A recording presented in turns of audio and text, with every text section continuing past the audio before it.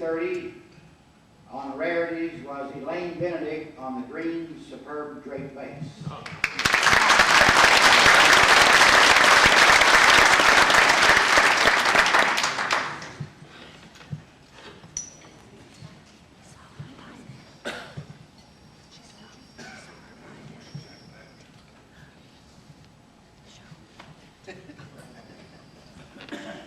The winner on theme in room 222 on past pleasures in Carnival was Darryl Armstrong.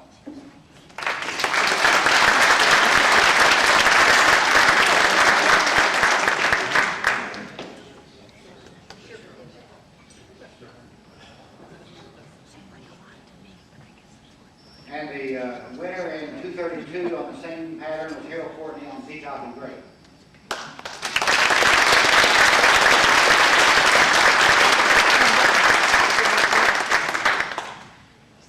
Then the overall winner in room 236 was Donald Cock on his grape and cable punch bowls, where you had them in 2 colors and in 3 sizes in each color.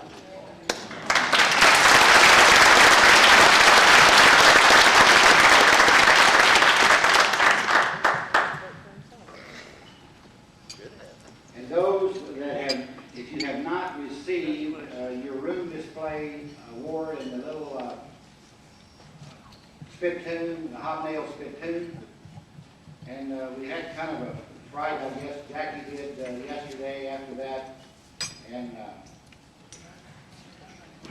it's in the little nut cup, and also the spittoon is in Fenton's new color, sapphire blue, and they gave it the stretch effect, so she saw that and it wasn't the smooth ear dyes and had the stretch effect, and she thought they were all bad, so she was about panicked yesterday, but if you, it is in stretch this year, and that's the new color and new process that Fenton came out with this year, so that's, he thought that they would be very nice in that process and that color, so I think that I agree that the little sapphire blue is really a very attractive color, so that's, I hope you don't panic when you get it.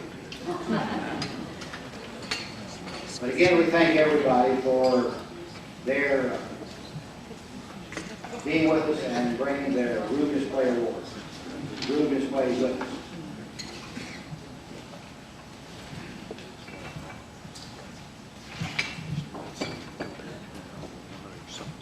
I think I've about run out of notes if I missed anything. Oh, we have one other thing that Ed, in order to try to help Ed this year with his record keeping before the convention, that we I went back to the Fenton factory in January, and we thought, well, we would try to give some incentive for people to pre-register.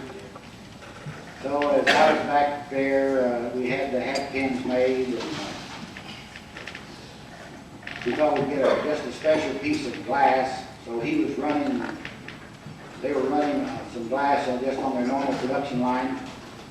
So he ear dyes, just grabbed a piece and took it over and had ear dyes. And so that was the piece that we're giving as a special piece, the drawing for those people that pre-registered. And Ed has it in the wheel that Joe Williams supplied a couple, 3 years ago. So we'll draw a number out and name out and present that piece of glass. 101 pre-registration. Jackie? Yes? Jackie didn't pre-register, so we don't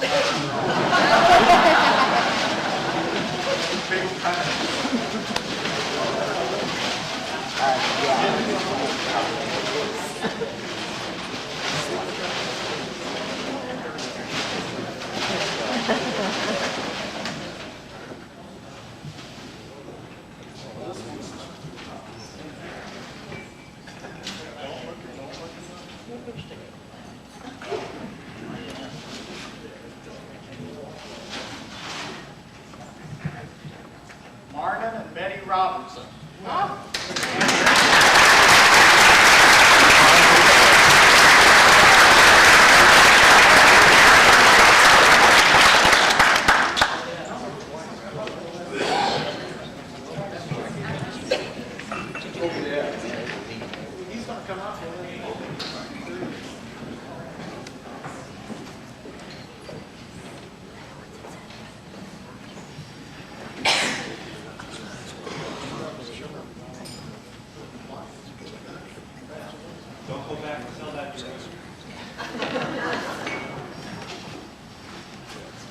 It's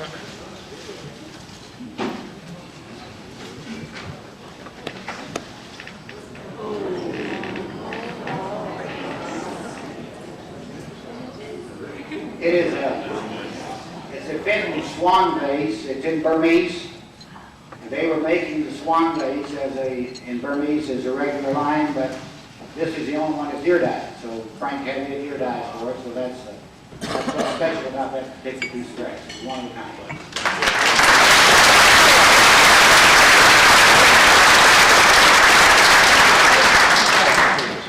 And thank you for pre-registering also. It is a help to our secretary to be able to put those packets together, and whenever you come, you just pull out the packet and everything is ready for you when you come. And he's had that process over with him.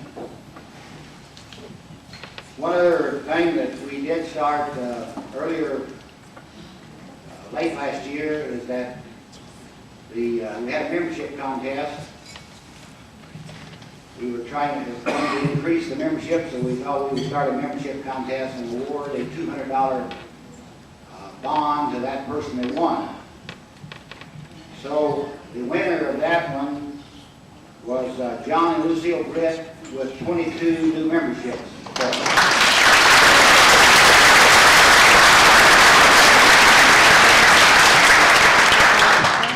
We'll give you an envelope with that in, but then we'll have to get your life history so we can make out a bond for you, Lucille.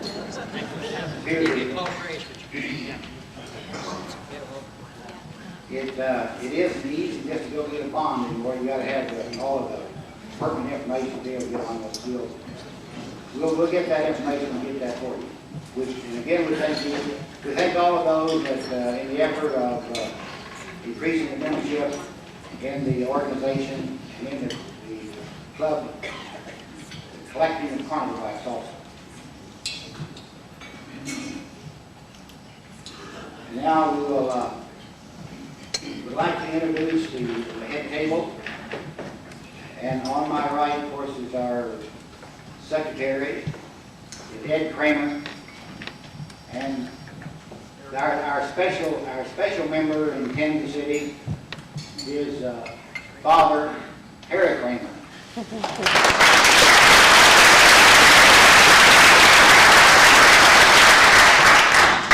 Harry is 85 years old, and he still likes to see the women come around.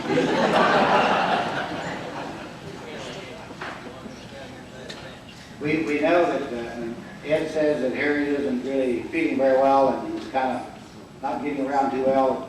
We said, well, bring him out into the public, and he can see some women walking by with Harry's first shot.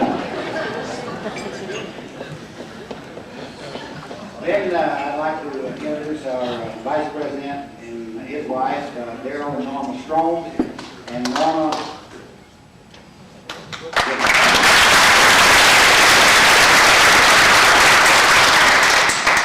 Norma made all of these table decorations for us this evening, and she's been working on that for some time, so we thank you very much, Norma, for that, and thank you for your efforts in the hospitality room and all of your efforts at the convention.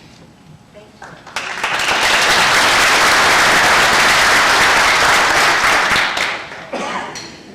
And next I will introduce my wife since August the 13th of last year.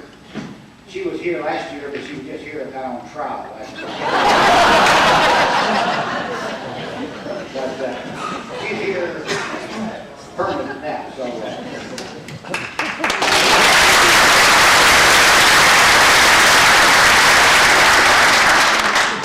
And thank you for your help too, Bobby. And then our able Bolton secretary has had kind of a rough past year or so, and with family deaths and illnesses. So anyway, we appreciate Jackie's help in putting together the bulletin every month, receiving that information and getting it to the printer, and getting the labels put on, and getting it to the post office, and getting it mailed to you. So thank you very much, Jackie, for that.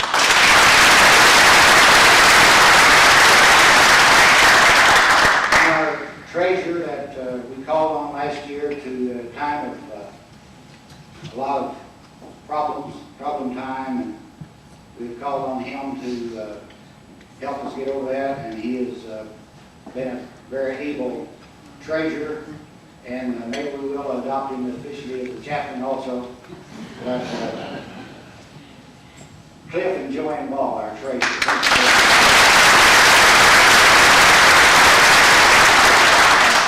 And we thank you for your help in the hospitality room and helping in the convention, Joanne.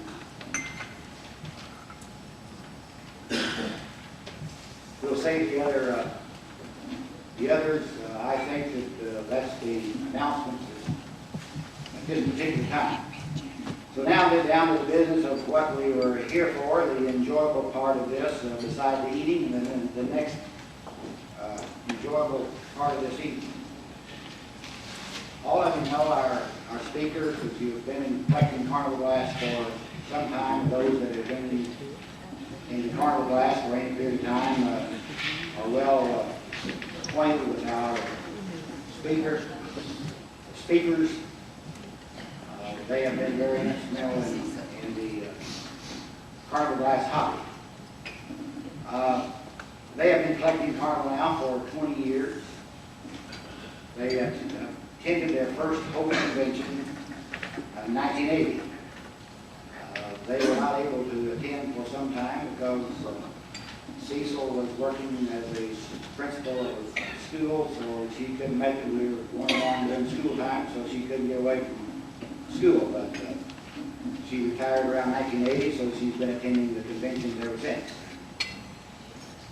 And they are and have been the driving force in the organizing of the Texas Carnival Glass Club. And Floyd served as the first president when they were formed in 1979. And Cecil has been the editor of a book on enamel tumblers. And I know that in putting out books, that's probably one of the reasons that they were able to buy all these vases up here.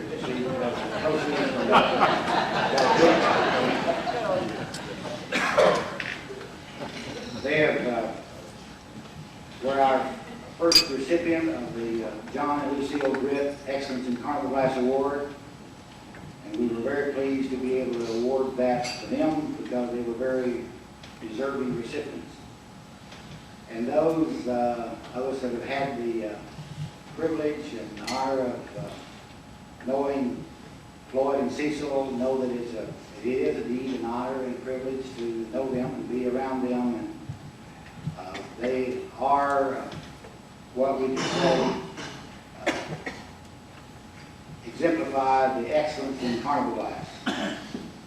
If you've been to a Texas convention, you know that they're both there making sure that everybody is taken care of and that everybody is well accommodated.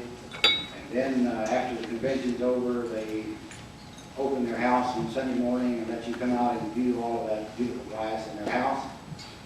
And so it is a very enjoyable visit, not only to the Texas convention, but also to their home on Sunday morning.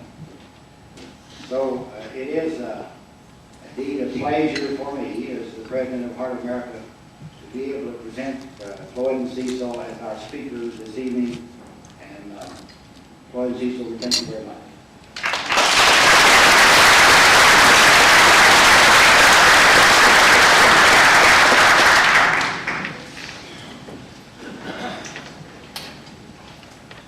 We'll get to Cecil's function a little later. Sometime back in November, we saw Bob and his lovely wife coming up the drive.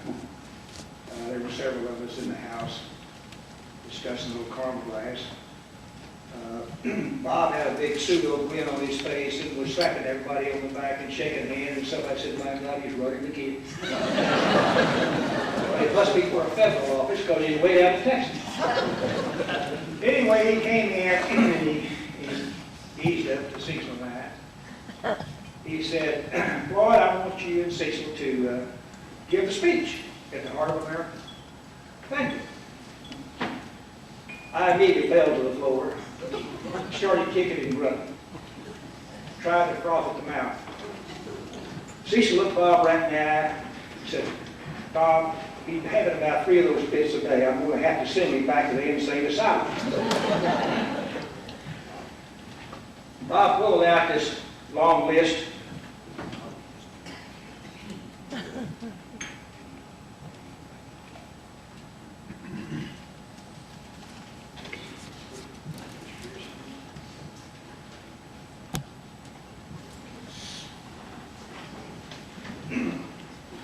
Anyway, laying there on the floor, and Bob stepped back and red-faced.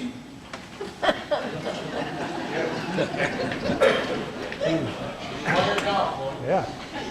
Anyway, he red-faced and stepped back, and he said, I'm sick and tired of this. And so he pulled out this list, and it fell all the way to the floor. I looked sideways, and I could see that my name was the last on the list. And he said, I am tired of it. He said, everybody that I've asked to give this speech has either made some excuse or give a similar fit. However, I'll say this is the worst one I've seen. And he said, I tell you, Whitley, if you don't give this speech, he said, I'm tired of it. I'm just going to cancel the whole convention. Well, I got up and straightened up my clothes, and I said, well, I don't want to see you do that. If it means that much to you, well, I'll get up there with Cecil and do something. About that time, Joyce Seal jumped up and she said, you big dummy, you don't know nothing about nothing. How are you going to give a speech? Good old Bob Ayler, he jumps in, he said, leave him alone. Bill Clinton does it every day.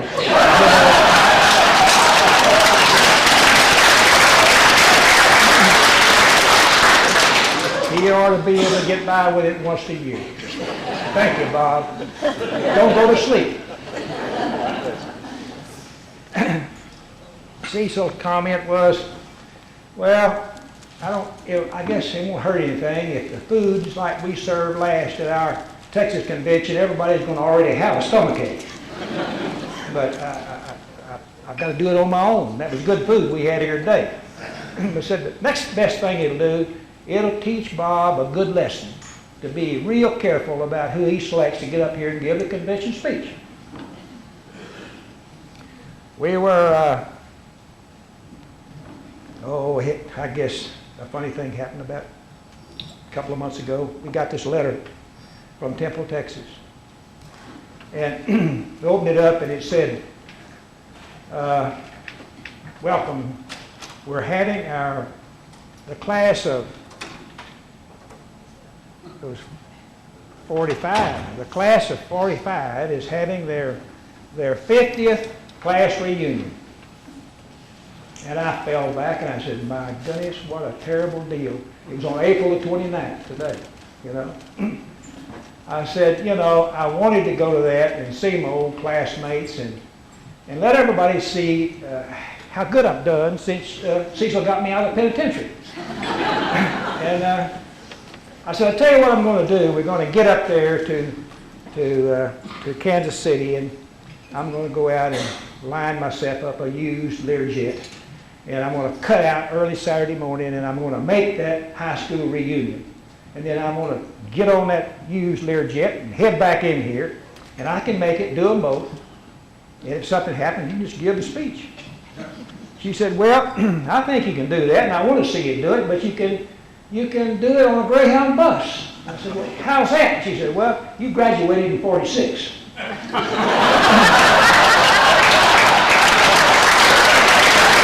So, that was a great relief. She dug out my old transcript, very embarrassing, but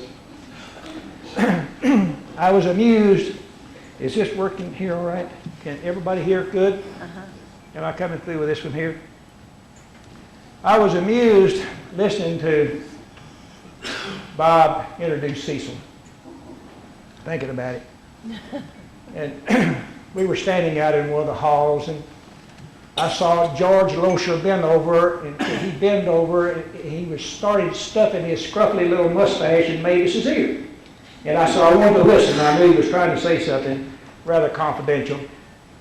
And he said, you know, it's hard for me to understand how such a beautiful, lovely, prosperous, sophisticated woman could have made such a terrible mistake and held on for so long? George, I'm going to answer that question, sort of.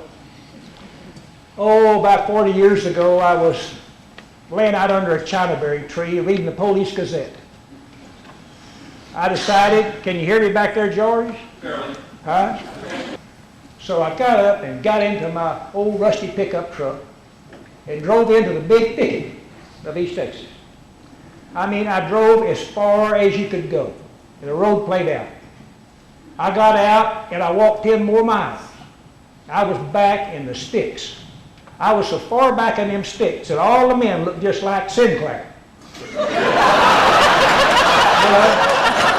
Big fuzzy beard, you know, and a long ponytail. One difference, old Richard, instead of having, they had all the rings in their nose instead of in their little pigtails. Anyway, I sat down behind a tree and let the woods get quiet, and all of a sudden I heard a terrible racket. And I looked up, and here come a barefooted woman in a little flour sack dress running through the woods. And she was chasing a great big armadillo with a little broomstick. So I jumped up and helped her catch the armadillo, and we shortly got married and been living together ever since. Cecil said, be sure you make it plain that you married me and not the armadillo.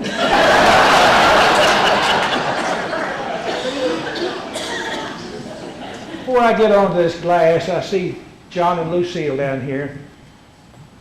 I wanted to, ever since we've had the roast, you know, we've had snickering and finger pointing, and John, you know, I wanted to straighten a few things out about that roast. That was several years back, as you recall, and we were accidentally invited to participate. Cecil took John, and I took Lucille. And you would get a much better presentation tonight than what I'm able to do. But as a result of that roast, John Britt put the stops to my research. In checking on Lucille, but as y'all recall, I ran into one of her old kindergarten teacher, you know, and she was telling me about this little garment that Lucille wore, and so I just started doing a lot of research on it, and boy, I was good. I got the color and you know, the maker, just like Carnival glass, you know, how many snaps is on the strap. I'm not going to mention the garment, but I even knew the cup size. So anyway, Cecil said, Whitley, you're not going to say that. And I said, well, I'm going to talk to John Britt about it. If I get it cleared with John, would you approve? She said, I will. If John will talk to Lucille, we'll use it. Talked to Lucille at the convention. He said, John, he left and he said, well, I will talk to Lucille. He said, I don't think it's going to be a problem. Next day I saw him, he had a big grin on his face, and he slapped himself on the knee, and he said, boy, you're all right. He says, you know, she thinks that's kind of cute. Go ahead and eat it. So, come the night of the roast, I strapped it on her, so to speak. And I looked out of the corner of my eye, and Lucille had sucked in enough wind to fill a hot air balloon. And I knew right then that the old man had taken me for a ride. He didn't say anything about that. I'll tell you one thing, though, you ought to put a little knot on his pucking head. A bunch of us men gathered around after that discussion, you know, and we were talking about what an attractive lady, you know, you are. And John said, well, you should have seen her when she was about 25 years old, if you think she's a good-looking man. He said, well, was she attractive? He said, oh, I'm telling you, if she could have played a guitar, you'd have never heard of Dolly Parton.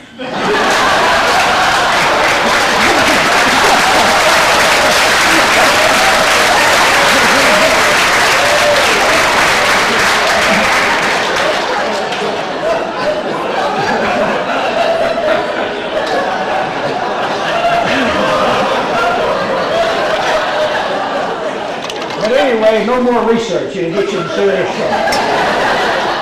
That's right. People often ask us what started us in Carnival glass.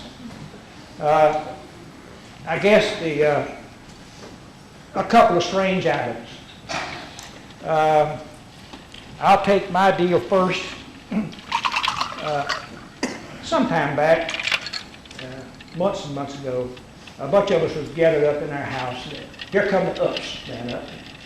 And when Ups comes to our house, everybody goes and takes a quick peek. You know, kind of like George looks in your room. And so anyway, I reached in the box and I pulled out these pants. All right, I think Bardini was standing there. He's from Chicago area. He said, "My gosh, you've got Al Capone's old breeches." Somebody else was from Kansas said, "No, those breeches belong to Bob Dole. I've seen him wear them many a day on the Senate floor."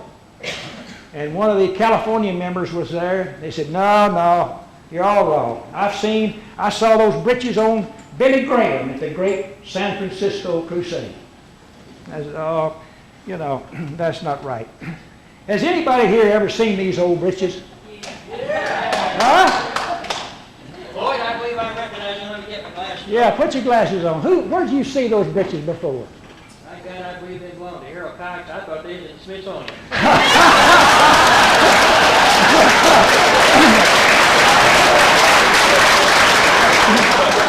That's right. This is Harold Cox's old breeches here, see. How'd they get me started in Carnival glass?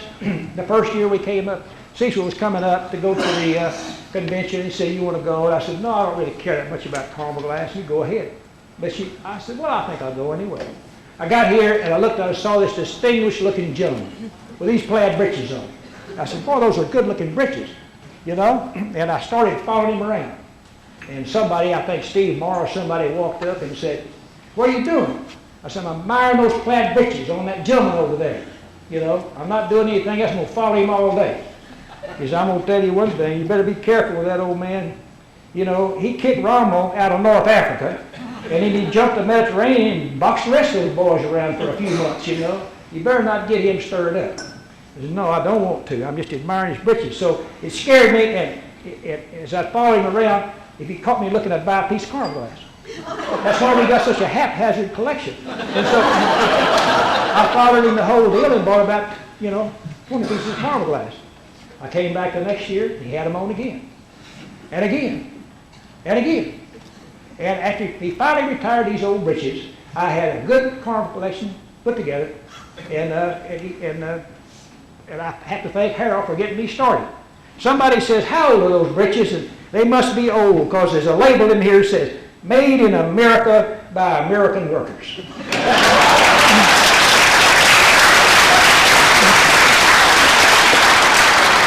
I called Harold and I said, "Harold, those old breeches, I hadn't seen them in several years.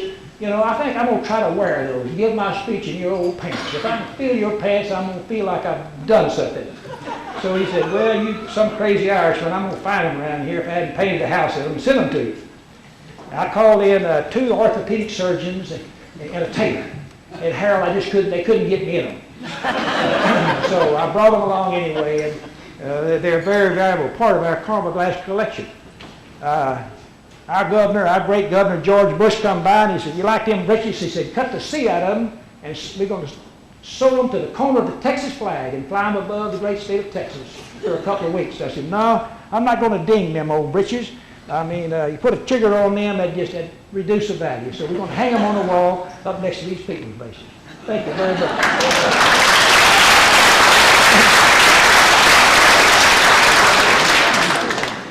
What started Cecil? If you look over here, there's a tumbler. I think we might have had that here many years back. I wish Frank Fenton had been here. It's a butterfly and berry. You just barely can see the mold. It's the worst tumbler out, John. Have you ever seen one any worse than that? It's bad, isn't it? I wanted to ask Frank what they did about quality control that far back to put out that terrible tumbler. Anyway, Cecil came in with that tumbler one night, was showing it to me. I think there was a couple of other girls around there that had some glass. One had a tumbler, and I said, "Cecil," I said, "if you're going to collect these things, why don't you buy some good-looking, beautiful little tumbler?" Those of you who do not believe in ESP, extrasensory perception, believe it, it exists. When I said that 900 miles away, John Brake yanked his little fuzzy hat off up in bed, and sat up. Lucille rolled over and said, "What's the matter?" John said, "Listen, down in the basement, I hear that old cash register ring."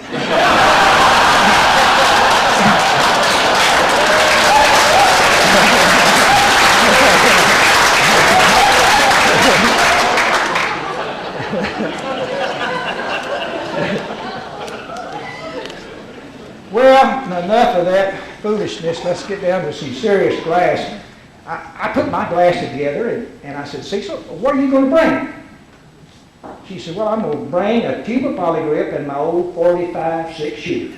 And I said, "Well, I don't, what's going to happen?" She said, "Well, I'm going to put that polygrip on your upper plate just before you start. And I'm going to take that pistol and shoot you if you talk too long." I said, "Well, how about a little preparation H?" She said, "No, you got to do that on your own."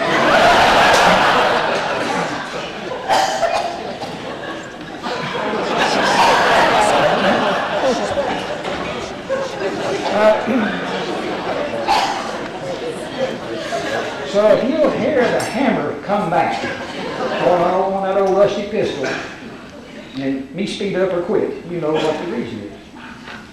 Let's get to the first thing, to the people's bases. I was telling Dodie here, I said, you know, we didn't consider ourselves base collectors. You look around a little bit, and maybe we are, you know.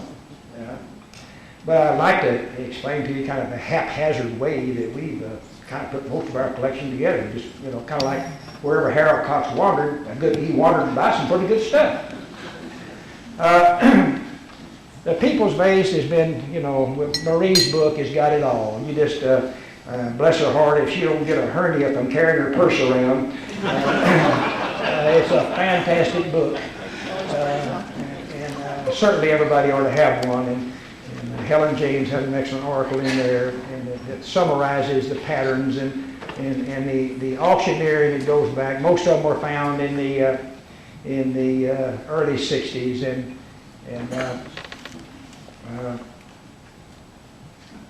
I'm not going to go through except, I mean, Woody nearly wore 2 or 3 of them out here, and I'm going to bring that up. The first one we acquired is in the center there, the amethyst flared top. There's one more of those. The amethyst, Jack Wilson, I think, as you will read in Marie's book, described it as being the finest colored people's vase in existence. Anyway, this is a very important vase to us. As you remember, the story is that Woody brought this out of the boondocks and acquired this vase, and he drove into the airport. And being about 2 hours before the plane was leaving, Woody put this amethyst vase in a locker and locked it up and put the key in his pocket and walked down, you know, a little ways from where he was to catch his plane and sat down in a little dairy bar. And Woody sat there and sipped skim milk for a couple of hours, and all of a sudden they called his plane number, and he chug-a-lugged the rest of his skim milk, and he run and jumped on the plane and left this at the airport. But anyway, fortunately he came back and got this vase, and it, as been stated, was sold to Wishart, and Wishart put it in his collection. I was speaking to some gentleman here today about this vase. He said, "Yeah, that's the one that they propped up the window to let the smoke out when the Wishart Museum burned." And I remember Woody telling me about this, about the fire and so forth. Well, I got a little ahead of myself there. One of the first auctions that I attended was the Wishart auction. And you talk about a carnival of carnival glass. I mean, you know, those who were not there, I guess will never see anything like that again. There was literally thousands and thousands of pieces of glass. And anybody that was anybody, and a bunch of us that was nobody was there. You know, and then, so I walked up to Woody and I said, "Woody, I'm not interested in water sets. We don't have room for them.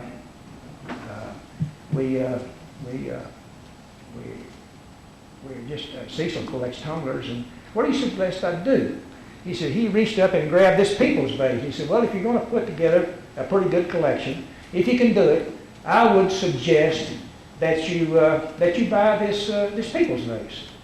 And fortunately, I did. I mean, the bid didn't get too high, and I believe it was for roughly $6,000. I was able to acquire this people's vase.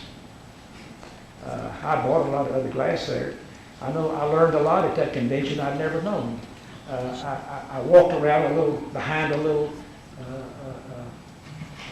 curtain there, and I looked, and there was two gentlemen sitting there. I believe it was Gordon Williams and Joe Carruthers. And they were sitting there, and they were eating a watermelon with a straw. And I said, good grief, I've never heard of that. Here's two guys eating a watermelon with a straw. And I walked up and introduced myself and said, there's nothing to it. So he punched me a little hole in the watermelon. And I proceeded to help him eat that watermelon with a soda straw. 2 days later, I woke up in the room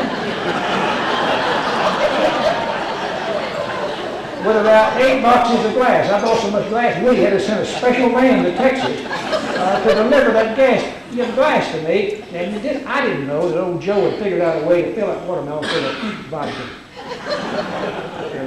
So be leery. You see a guy sucking on a watermelon with a straw, you better ease on off in the other direction. We brought that vase home, and like I say, we're very proud of it. And I believe, Woody, you can correct me, but I believe Ray Wishart laughed and talked about this. They had a fire there. Wishart had a museum at the farm. It was a 2 or 3 story building, and I believe he charged people to come and look at that glass, didn't he, John? I don't think it's charged. Yeah, okay. But at some point, the thing got fire, and they came out there, and some of the glass that was bought out of that was pretty well charged. That old Frolicking Bear picture that looks like it, had been cremated was in that fire. But this has got to be a tough old vase, because Woody,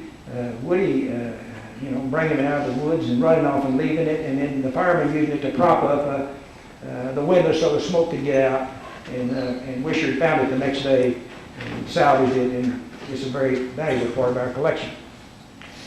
The next one that we acquired was a green one. It hadn't been too long, and John had got Cecil rather addicted with tumblers, and Cecil started one day, and she said, I'm going to have a Frolicking Bear tumbler. And I said, I don't really think you need to have a Frolicking Bear tumbler.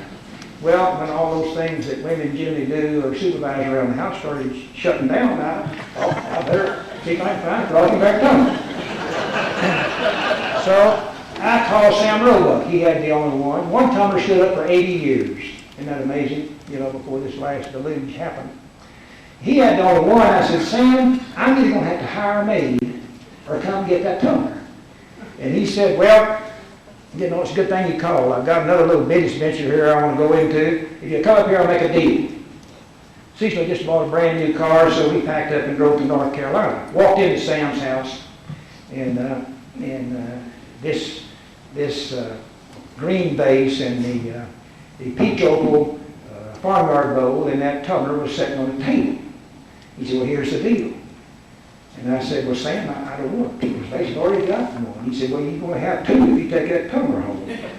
So we did. And we took we made the deal. And that's how we got the, rather involuntarily, tickled to death now, the green people's vase. Cecil and I have said before, in good humor, that we went to North Carolina in a new Cadillac and came back to Texas on a Greyhound bus with 3 pieces of Carnival glass.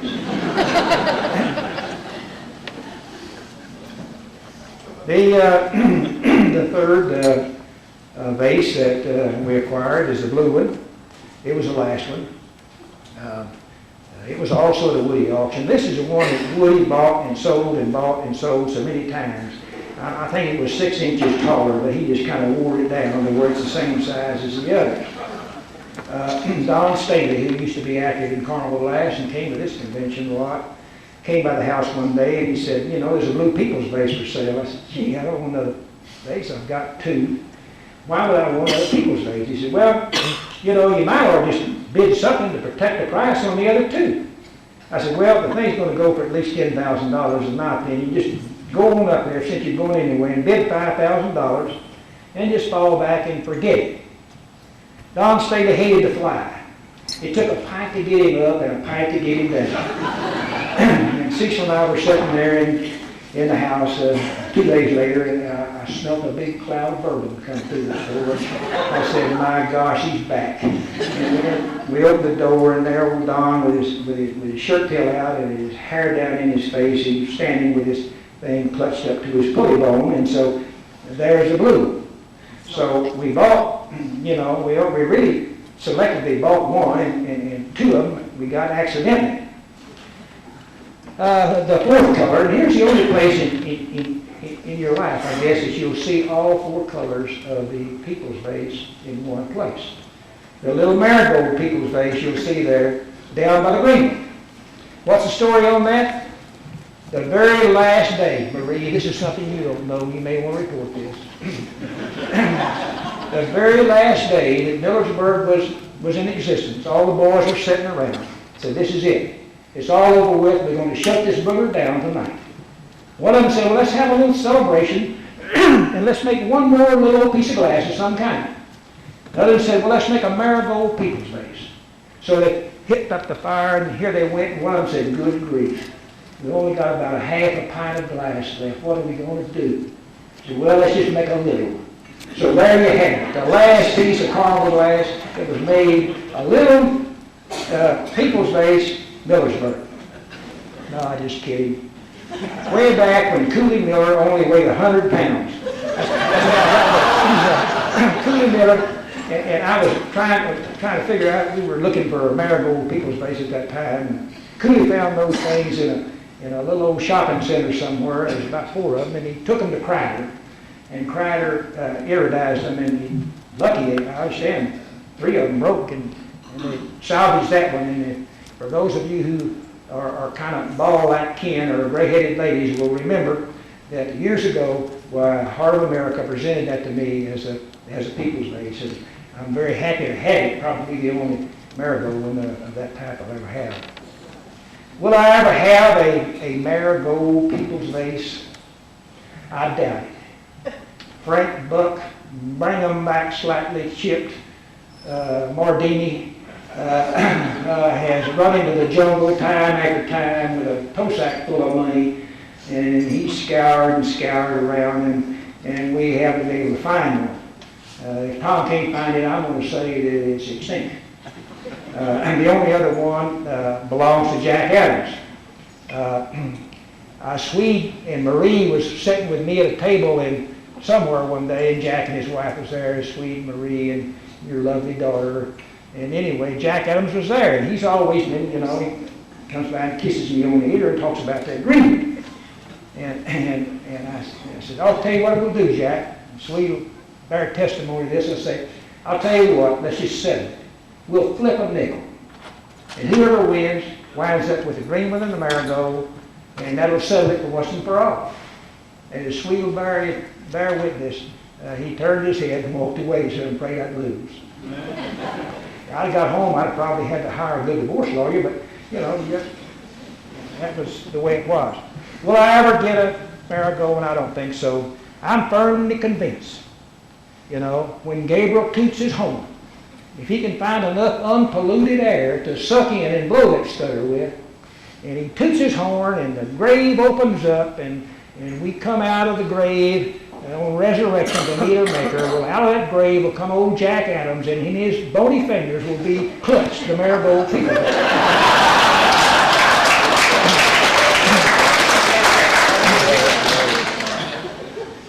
We made a run for him, didn't we, Tom? We thought we made him an offer he couldn't refuse, and we did. All right, let's get over to the, how am I doing? Are you fingering I can tell when she's fingering that old gun. Let's go to the rose columns. The rose columns, I guess, I know Marie and everybody reports these as the top rarity, the People's Vase in Millersburg.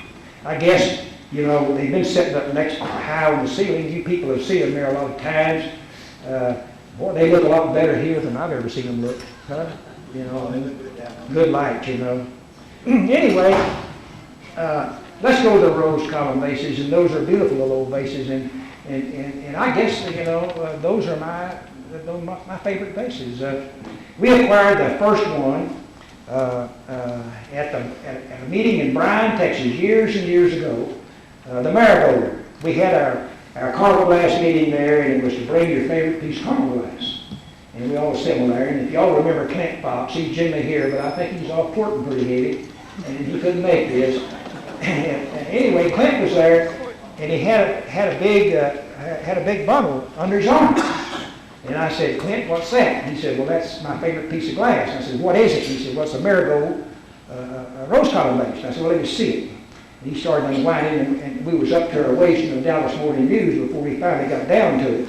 So he held it out, and he said, here it is. And he talks to me about it, and he said, you got to watch the color of it. Some of them are washed out toward the bottom, and you want to be careful to get one that's fairly well colored. And that was his, and he was holding it there. And I said, well, Clint, you get around a lot more than I do. I said, if you see one like yours, buy it for me. I'll pay $1,000 for it.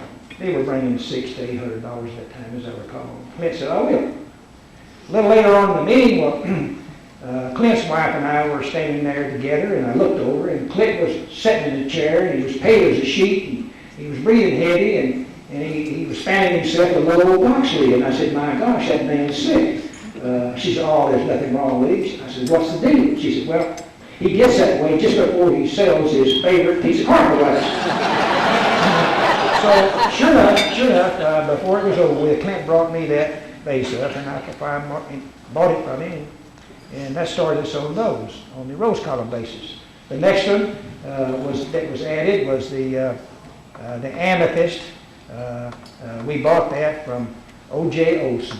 I miss O.J. A lot of you young people miss the thrill. I know people fed him a lot of malarkey, and he'd come out with a lot of stuff that probably wasn't true, but he had a lot of truth in it too, and the way he presented it, you didn't care whether it was right or not. The green one we got in an auction. John Britt, bless his heart, kept me from winding up with a complete set, and I guess this is the only complete set you will find anywhere, because of this decorated one here. He called one day and he said, this is going to be an auction, and you're trying to collect those things, you better buy it. And I said, well, okay, if you think I should, I'll buy it for me if you get it at a reasonable price, but please do, which he did. He bought it very reasonable. I think it was something around $3,000, wasn't it, John? And we added that to our collection. And Marie, as far as I know, that's the only piece of Millersburg that was ever made that was painted and flashed on in that experimental type color. So it's a good thing I got it, and I'm very happy and that John salvaged me on that. We acquired the rest of them in various means, and so there we had 1, 2, 3, 4, 5, the 5 known colors of the rose column vases.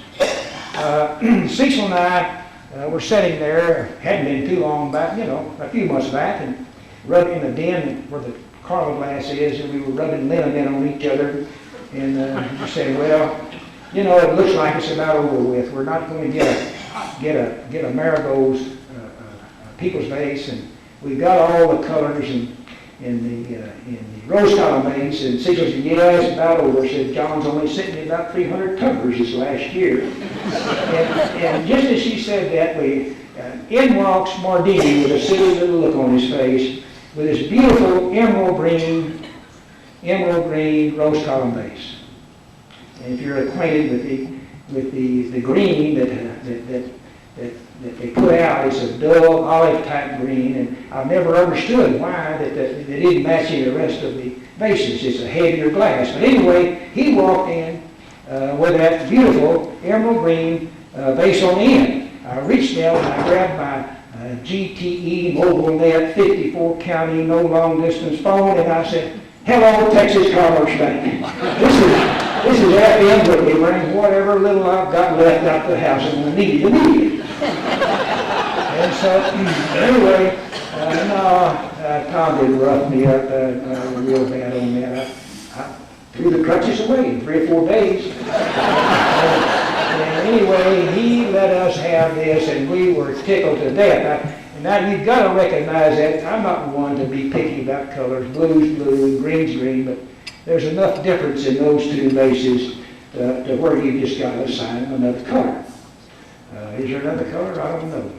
But anyway, at this time, that's the only place that you'll see all the colors in the rose-colored vase in one collection. The loving cups, some of you here will recognize just to my left the big vase there, the little aqua opal loving cup. That was Cooley Miller's, and we got it here at Cooley Miller's auction. Cooley's often said he wished he'd never sold that. That was his favorite piece of glass. We took and started adding to that. People would bring them by and we'd buy them. The white and the amethyst are quite scarce. I'm looking through some of Tom's sheets. You find very few sales of those two colors over the last 10 years. There's lots of greens and lots of blues and lots of marigolds. Anyway, we thought we had them all the colors. And about 5 or 6 years ago, a guy called from somewhere in Indiana, I believe, and he says, no, he said a box. Here come a box in the mail. And in the box, we opened it up, and there was this little peach opal loving cup. And he has a note in it, he says, Don Moore says you will pay me X dollars for this. Send check immediately. You know? And so we did, and then I called Don, and he had a good laugh out of pulling my string on that. He said, I knew you would take it, and the price was reasonable. But anyway, there was another color. Shows you never know. So we relaxed. I said, well, we got them all now. What else? And this went on for years. And about 2 or 3 months ago, we walked by the brick room, and he got a little silly grin on his face, and he reached under the table, and he pulls out this ice blue, I guess is what you call it. I mean, I don't know what color. It's got a strange iridescence. It's a very unusual piece of glass. And you've got to assign it another color, and so there you have it. You have another color. So I guess we would say now that there's only 2, 4, 6, 8 colors in the loving cups, and if somebody don't jump up and say, I got a polka dot one, then there's all the colors in the loving cups.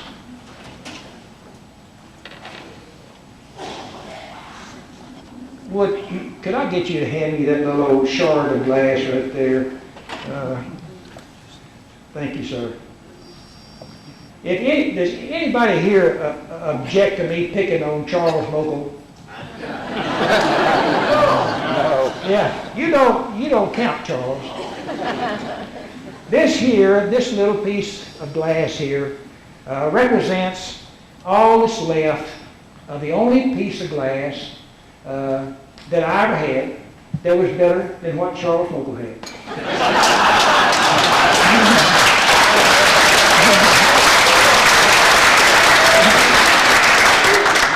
Charles is a friend of mine. He's been great.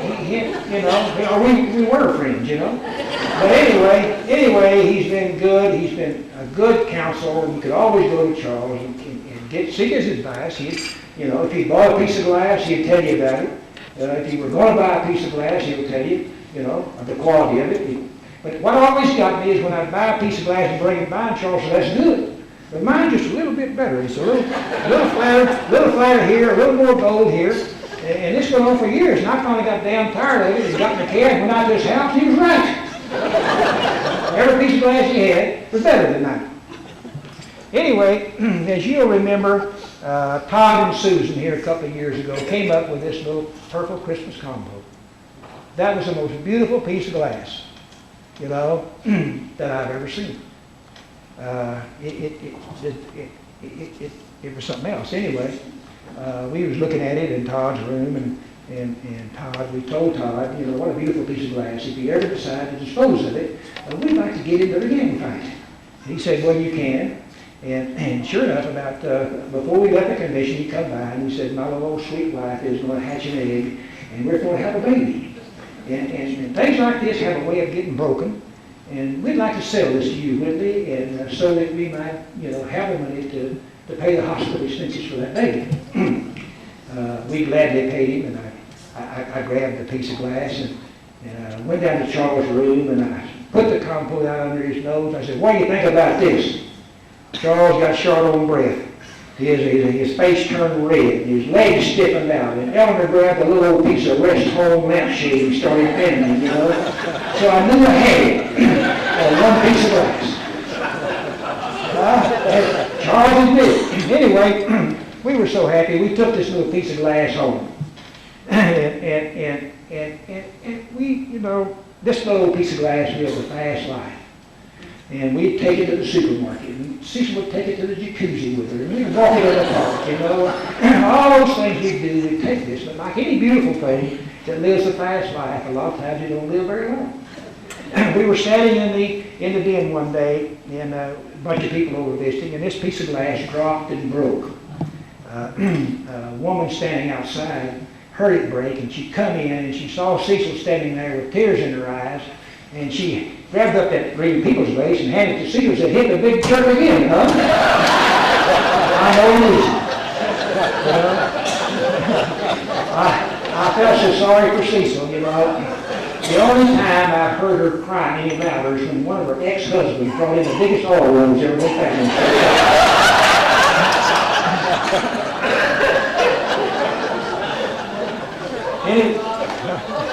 Anyway, but that's a good part of that story. Our money went to, have the help for the hospital expenses of one of the most pretty little old babies that's ever been born into this club. We call her the compote baby. We dreamed about it. I don't know what's going to happen. Elvis called the other night and said, hey, do you remember seeing that compote, the top? I said, yeah, I sure remember seeing it. I'm looking at what's left of it here, a little box. He said, well, I think I found a dead ringer for it. And I said, don't tell local. Go get it as quick as you can. So, sick 'em, Elvis. Yeah, that's all right. Huh? We don't care how flat it is as long as it's got good color. All right. So much for working on. She put a little WD-40 on the barrel, so you're going to wind up. What is my favorite piece of glass? That vase, whatever you want to call it, like Fern and Carl received yesterday, sitting there in the middle, is our favorite piece of glass. I'll tell you, all of these clubs are doing great. But the thing that keeps Heart of America kind of head and shoulders above all the rest of us is this lovely couple right here. Oh, I know, we got our Sinclair, and he's done great things for our club. And the West Coast has got a pickup load of people, great dignitaries. And Lincoln Land's got Loescher and Mardini. They're great.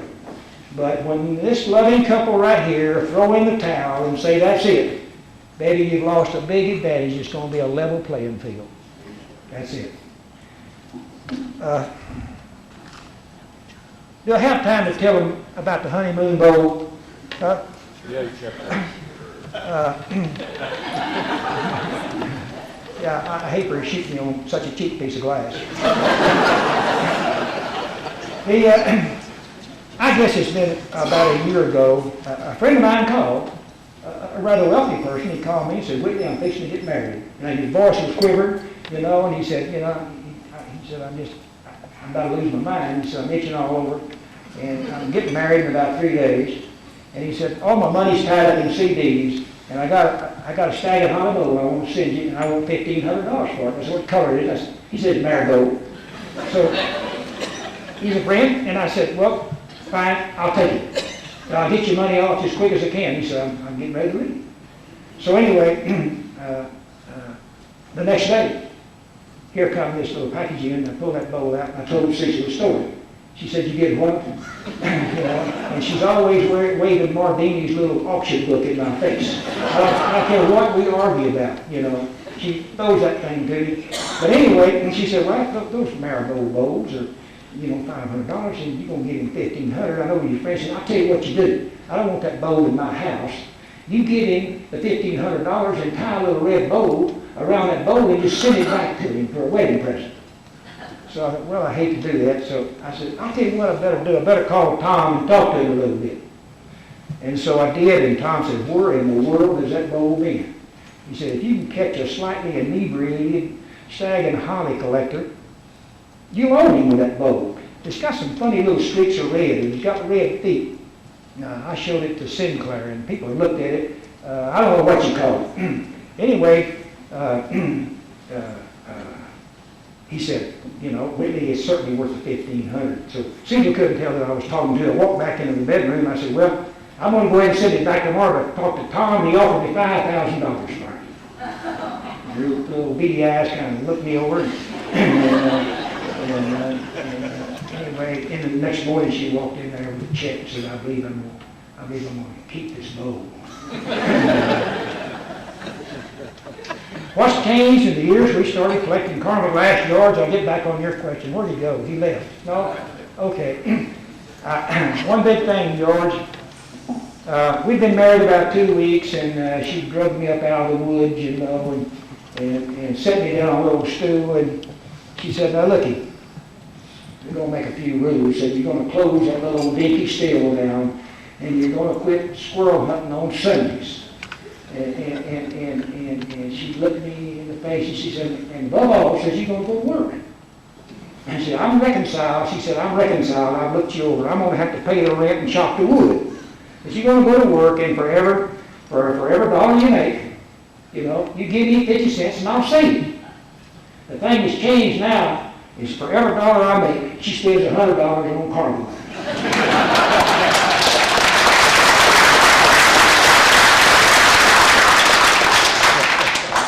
Thank you for tolerating my little effort here to bring you a little story about some of this glass. I could probably have done a better job, but as you know, John stopped the research. We love you all. If you get down around Houston, give us, you know, just a couple of minutes, give us a call and come by and view our glass, and we'll be happy to have you. Thank you.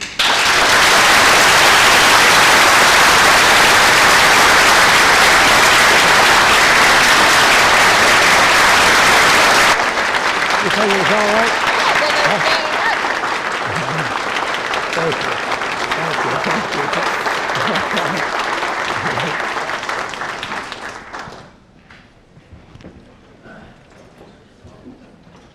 Floyd and Cecil, we thank you very much for that presentation. I said earlier in the talk, the people giving their talk on educational seminars, that I said that I thought I'd done good. I think that I also done good by having Floyd and Cecil here as our guest speaker this evening.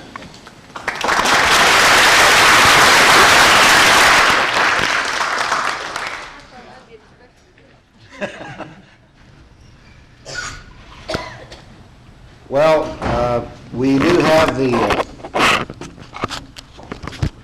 whimsies over here that we would like to sell, and there's some donated pieces of glass here also that we'll sell. John Woody is going to sell these. We would proceed with doing that at this time. If you have, there's a list of whimsies that we'll be selling. It'll be over here. If you have I can have a list. We'll get you one. If you haven't had a chance to see them, why, view the whimsies over here. As you know, this is, I don't know whether any of you were at the convention about like 1974 in Kansas City when we had the first whimsies presented for auction. And since that time, I know that we took a pretty good beating that year on whimsies. But since that time, I'm sure that there are a lot of the organizations, a lot of the clubs that have made whimsies on a yearly basis. Has become a rather good source for helping defray the expenses of the convention and help the clubs financially. So we do have those. These were whimsies that were made from the, I think, the little mugs and the hobnail spittoons last year. They didn't get here. They got in Kansas City before the convention last year, but the UPS driver couldn't find Daryl Strome's house, so he sent them back to the warehouse. But they are here this year, so they are made from last year's spittoon and little mugs. So you'll have an opportunity to buy these. Daryl Strome will be kind of in charge of these, so we'll auction the pieces that were donated by the different individuals. We would like to have one acknowledgement of a donated piece. Joyce Seeley donated a piece, but she put it in the midnight auction last night, and I think it brought about $135 or $150, Joyce, or something like that. And then she donated the proceeds from that piece from the midnight auction last night to the club. We thank you very much, Joyce, for that.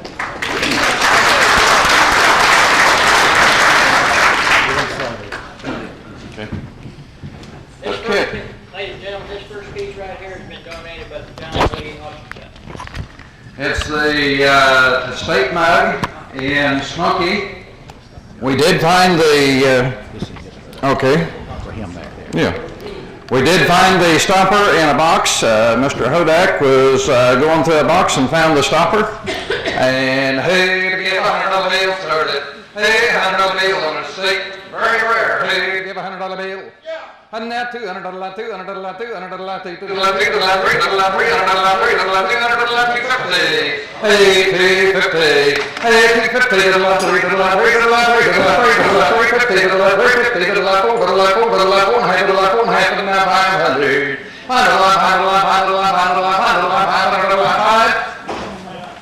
now $550, $600, hey, $600, $600, $600, $600, $600, $600, $600, $550, $600.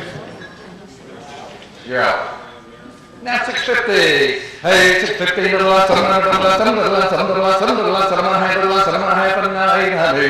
$800, $800, $850, and now $900, $1,050,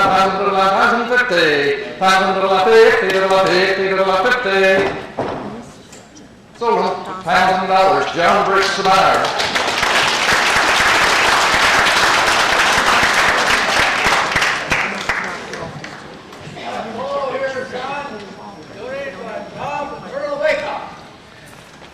Hey, to get $50 on the bolo, 50, 25, hey, 25, 25, 25, 25, 25, $25 on the bolo in the red, hey, to get 25, and now 30, 30, 30, 30, 30, 30, 30, 30, 30, 30, 25, 30, 30, and now 40, 40, 40, 40, 40, 40, 40, 40, 40, 50, 50, 60, 60, now 60.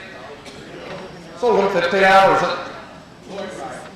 Lloyd Wright. It's a tree trunk. Northwood. Purple. Hey, to get $100 bill, $100 bill, $100 bill. Hey, to get 50. Hey, 25. Hey, 25.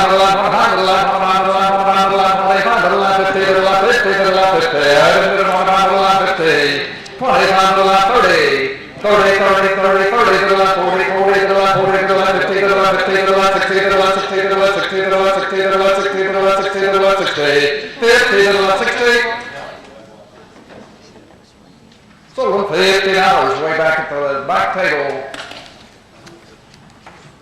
First Floyd at. Okay. Give me. 5 of the, each. Bring their name, would you please, for the clerk? Okay, certified cross bears, price guide chart for Carnival glass. How many of them do you have? 5. 5? How do you want to do these? Choice? Choice. Who get $10 for choice? 10. Who wants one for 5? 5, and now 10 to the left, 10 to the left, 10 to the left, 10 to the left, 15 to the left, 15, now 20 to the left, 20 to the left, 25 to the left, 25 to the left, 25. Sold him $20, and he wants how many? 1. We have a man over here who wants 1 too. Right here. And there's one right out there. Bring their names.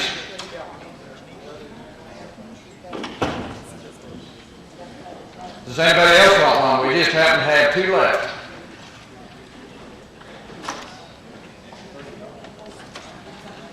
Does anybody else want one? There's one right there. Bring their name. And we have 1 left. Okay. We have 1 left. Who to get pen for donate? Here's somebody over here wants that one, so we're out of business on those. Okay. Well, I got a pair of vases, donate to Ed. He spells his name different grammar. Okay. Hey, on the pair of colonial marigold candlestick holders. Who to get? You bet. Who to get 50? 50. 25. Hey, 25 to the left, 25 to the left, 25. Hey, to get 10. 120, now 30, 30, 30, to the left, 30, to the left, 30, to the left, 30, to the left, 40, to the left, 40, to the left, 50, to the left, 50, to the left, 60. Hey, 60 to the left, 60 to the left, 70 to the left, 80, $80 to the left, 80, to get 80. Sold them $70. And number or name. Who was it that had their hand up back there? There he is, way back in the corner.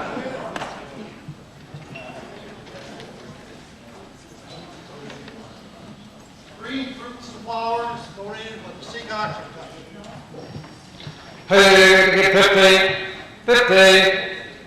Hey, 75, 75, 75, 75, and now 100, 100, 80, 80 dollars, to the lady, 80 dollars, to the lady, to the left, 90, to the left, 90, to the left, 90, to the left, 90, 90, now 100, 100 to the bill, 80, 100 to the left, 10. Hey, 10 to the left, 10 to the left, 10 to the left, 10 to the left, 10 to the left, 10 to the left, 10 to the left, 10 to the left, 10.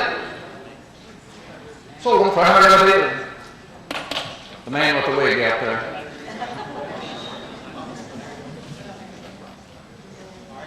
Boy, it's gone right now. Let's try to sell my green vase.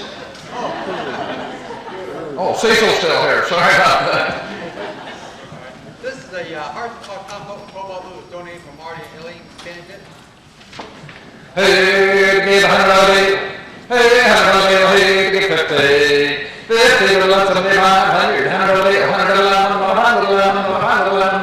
now 150. 150 to the left, 50 to the left, 50 to the left, 75. Hey, 200 to the left, 2 to the left, 2 and a quarter, to the left, to the left, to the left, to the left, to the left, 225 to the left, 50 to the left, 225 to the left, 50. 225 to the left, 50 to the left, 50. 225 to the left, 50. Sold them 225. I got a blackberry banded, hat shape, donated to Jerry. Probably got to be lemon. Yes. Moonstone. Hey, give 100 50. 25. And now 50. 50 to the left, 75. 75 to the left, 75. 50 to the left, 60. Hey, 60 to the left, 60 to the left, 60 to the left, 60 to the left, 60. Who said 60? Sold $50. Gary Hodek, right out there.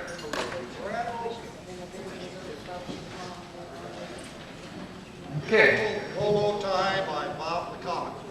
Bolo tie, hey, get 25. Hey, 25 to the left, 25 to the left, 25 to the left, 30 to the left, 30 to the left, 30 to the left, 30 to the left, 30 to the left, 30 to the left, 30.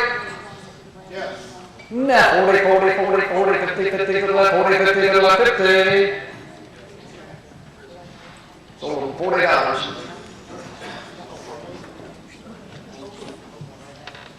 Okay, this is the Imperial Great Marigold Plate, donated from Sweet Kilburg.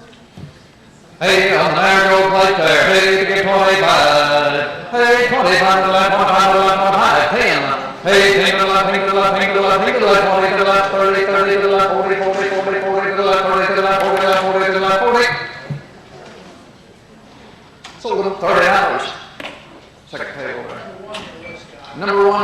pansies.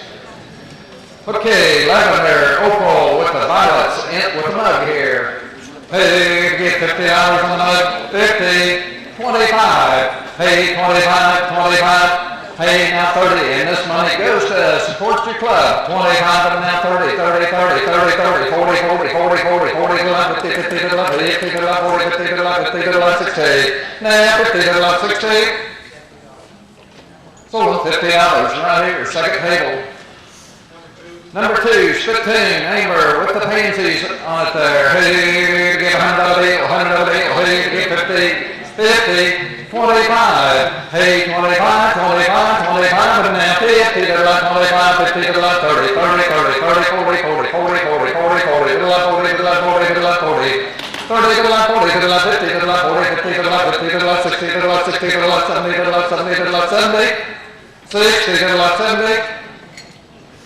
sold $60. Right here, table. Hey, with the little handle basket, this one would be lot number 3. Hey, to get 50, 50, 25. Hey, 25, 30, 30, 30, 30, 40, 40, 40, 40, 50, 50, 50, 50, 60, 60, 60, 60. And 50, 60, 70, 70. Sold $60. Number 4 on the little ruffled plate there. Hey, to get 50. Kind of a Wednesday plate, isn't it? 50. 50, 50, 25, 25, 25, 25, and now 30, 30, 30. Now 30, 30, 30. And now 40, 40, 40. 40, 40, 50, 40, 50, 50, 60, 60, 60, 60, 60, 60. Sold $50 to the man standing in the doorway back there. Thank you, sir, for bidding. You was bidding against that man back there. I didn't know he was back there. Well, the light shining on that gray hair, you didn't recognize him, did you?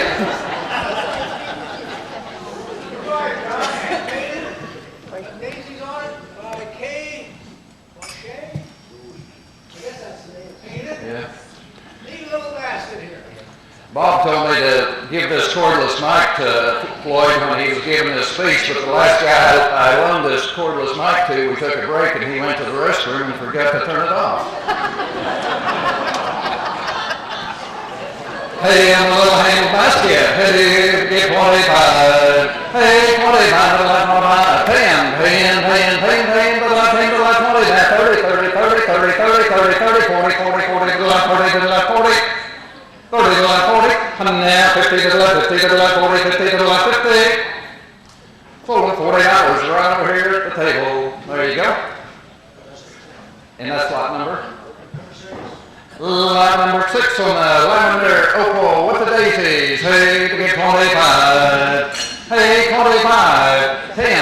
Hey, 10, 10, 20, 20 to the left, 20 to the left, 20 to the left, 20 to the left, 15, 15 to the left, 20 to the left, 20 to the left, 20 to the left, 20 to the left, 20, 20, now 25, and now 30, now 30, 30, 30, 30, to the left, 30 to the left, 30. Sold $25 way back at the back table there. Lot number 7, hey, get 25, 10, thank you, Ken, 15, now 20, 20, 20, to the left, 15, to the left, 20, to the left, 20, to the left, 5, hey, 25 to the left, 30, 30 to the left, 30, 35, 35, 40, 40, 40, 40, 40, 40, 45, 45, now 50, 50 to the left, 5, 55 to the left, 5 to the left, 5 to the left, 5. Sold $50 at the back table back there. This one will be lot number 8 on the Spittoon, lavender, hey, get 25, and now 50, 25, 50 to the left, 50 to the left, 30, 30, 30, 30, 40, 40, 40, 40, now 50 to the left, 60 to the left, 60 to the left, 50 to the left, 60, and now 70 to the left, 70 to the left, 70 to the left, 70 to the left, 70 to the left, 70, 70, 80, 70, 80, 90, 90, 90 to the left, 90 to the left, 90. Sold $80. The number is 3. Okay.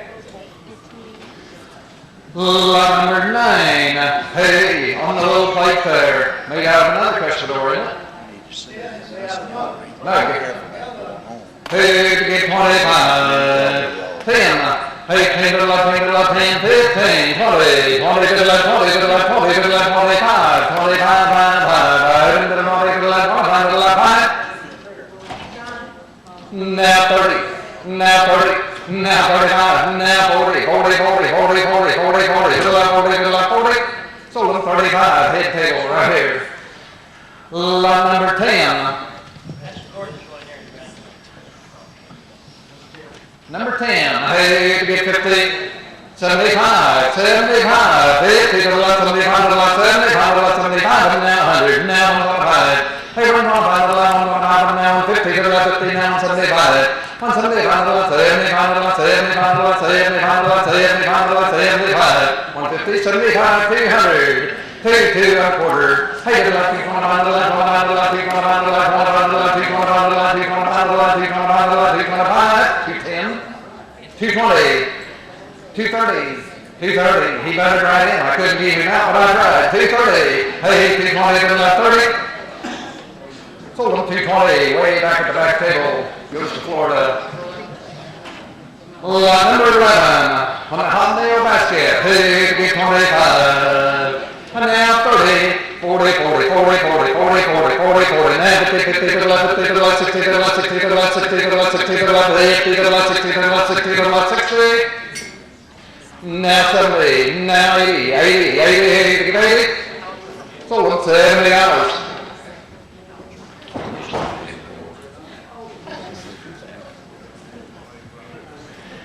Number 12. Hey, 25. Hey, 25, 25, 25, 10. Hey, now 20, 20, now 30, 30, 30, 30, 40, 40, 40, 40, 40 to the left, 30 to the left, 40, 40, 40. 30 to the left, 40, 40, 40, 40 to the left, 40, get 40. Sold them $30 and right here, second table.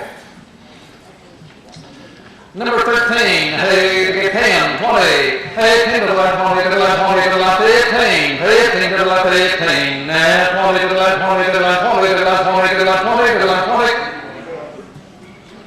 Now 25, 25, 25, 20 here, now 25 to the left, 25 to the left, 5 to the left, 5. Sold them $20 at this table right over here. Number 14, hobnail basket, hey, to get 50. 25, hey, 25, and now 30, 30, 30, 30, 30 to the left, 30 to the left, 30 to the left, 30 to the left, 30 to the left, 40, 40, 40, 40, 50. Now 60, and now 70. Hey, 70 to the left, 70 to the left, 70, now 80. Now 80, now 100, now 100 to the bill, 100 to the bill, 100 to the bill, 90 to the left, 1. Sold them $90 at this table right over here. Number 15, hey, get 10.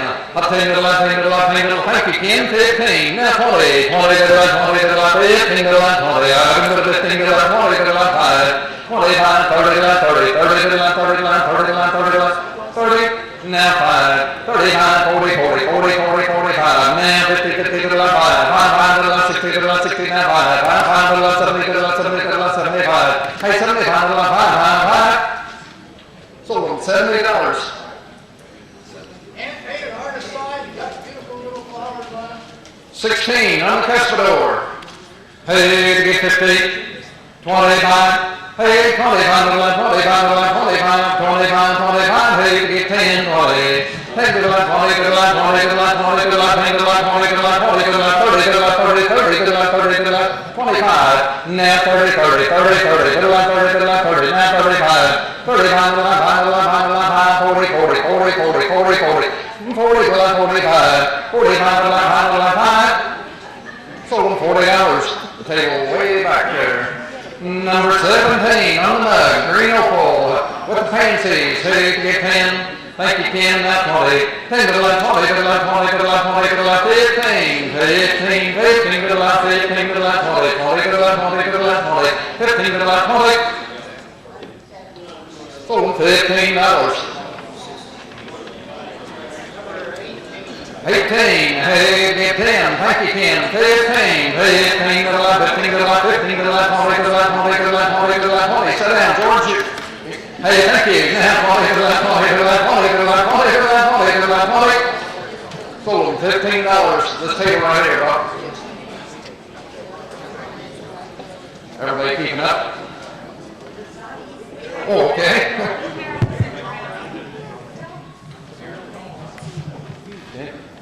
Be sure and bring your name for them, you runners.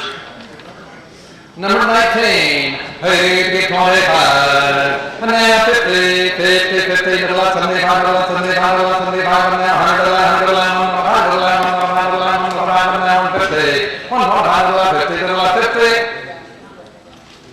Sold them for 125, or was it here? It was here, right?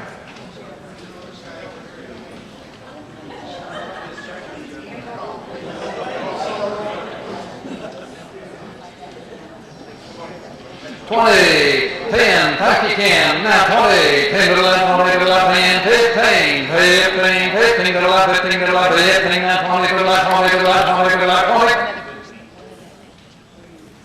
Sold them 15 at the back table. Little syrup pitcher, John. Little syrup pitcher, number 21. Hey, to get 10. Thank you, Ken. 15, 15, 15. 15 to the left, 15 to the left, 15 to the left, 20, 20 to the left, 20 to the left, 20 to the left, 20, 20 to the left, 25 to the left, 25 to the left, 25 to the left, 30 to the left, 30 to the left, 45 to the left, 45 to the left, 5, 30 to the left, 5 to the left, 5 to the left, 5. Sold them $30. 22. Lavender opal, just a little lavender opal up. Hey, to get 5, 10, 15. 10 to the left, 15 to the left, 15 to the left, 15, now 20 to the left, 20 to the left, 20 to the left, 20 to the left, 20 to the left, 5, 5, 5, to the left, 5 to the left, 5 to the left, 5. Sold them $20. Take it right there. 23, hobnail basket in amber. Hey, get 25. I did 10, 20, 10 to the left, 20 to the left, 20 to the left, 30, 30, 30, 30 to the left, 30, 30, 30, 30, 30, 30 to the left, 30 to the left, 30. Sold them $20. Missed a bit there. Sorry about that. Lot number 24. Hey, to get 10, 20, 20 to the left, 20 to the left, 20 to the left, 30 to the left, 40, 40 to the left, 50 to the left, 50 to the left, 60 to the left, 70 to the left, 80 to the left, 90 to the left, 100 to the left, 10 to the left, 10 to the left, 10 to the left, 10. Now 20, now 30, 130, 40, now 50, 50 to the left, 60, now 70 to the left, 70 to the left, 70, now 80, 80, 80, 80, 80, 80. Sold them for 170. Do we go to all your hand-painted artist signs? George, have you passed that bottle around the table? It sounds like you have. Huh. Hey, get 25, 10, thank you, Ken, 20, hey, 10 to the left, 15, 15 to the left, 20, 15 to the left, 20 to the left, 20 to the left, 20 to the left, now 5, 5, 5 to the left, 5, and now 30, 30 to the left, 30 to the left, 30 to the left, 30. Sold them $25. That number is, excuse me, name off. School one way. You know, they said they were sipping that watermelon out of with a straw. This is a true story too. I saw George Loescher eating a watermelon out of an opalescent peacock punch bowl, right, George? Where are you going, George? We're gonna have to have a little later. Hey, come back and get the wig.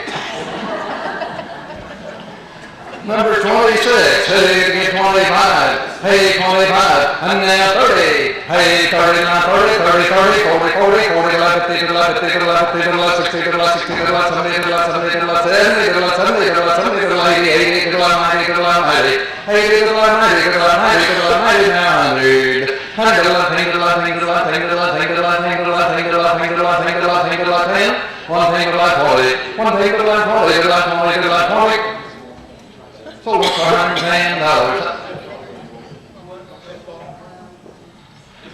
Number 27, thank you, Ken, 10, 20, 10 to the left, 20 to the left, 20, 15, 15 to the left, 15, now 20 to the left, 20 to the left, 20 to the left, 20, 15 to the left, 20 to the left, 20 to the left, 20, 20. Sold them $15. Back table. Number 28 there, hobnail basket, hey, get 25, and now 50, 30, 30, 30, 30, 30, 30, 30, 30, 30, 30, to the left, 25, 30, 30, to the left, 30, to the left, 30, to the left, 30, to the left, 30, and now 40, now 50, 50 to the left, 60 to the left, 60 to the left, 70 to the left, 70 to the left, 70 to the left, 70. Sold them $60. $60. And painted artist sign again, John, who's the two Number 29, hey, get 25, 25, 25, hey, get 10, and now 20, and now 30, 30, 30, 30, 30, 30, 30, 30, to the left, 30, 30, to the left, 30, to the left, 40, 40, 40, 40, to the left, 40, 40, to the left, 30, to the left, 5, 35, 35, 5, 30 to the left, 35, now 40, 40, 40, 40 to the left, 40 to the left, 40 to the left, 45, 45 to the left, 45 to the left, 45. Sold them $40 at the table right over here. Hey, the little hand-painted plate here. Hey, get 25, 25, 25, now 50, now 75, 75, and now 100. 100 a bill, 100 a bill, 100 a bill. 175, 100 now quarter. And now 150, 150, 125, and now 50 to the left, 50 to the left, 125, 50. Sold them for 125. Thank you each and all.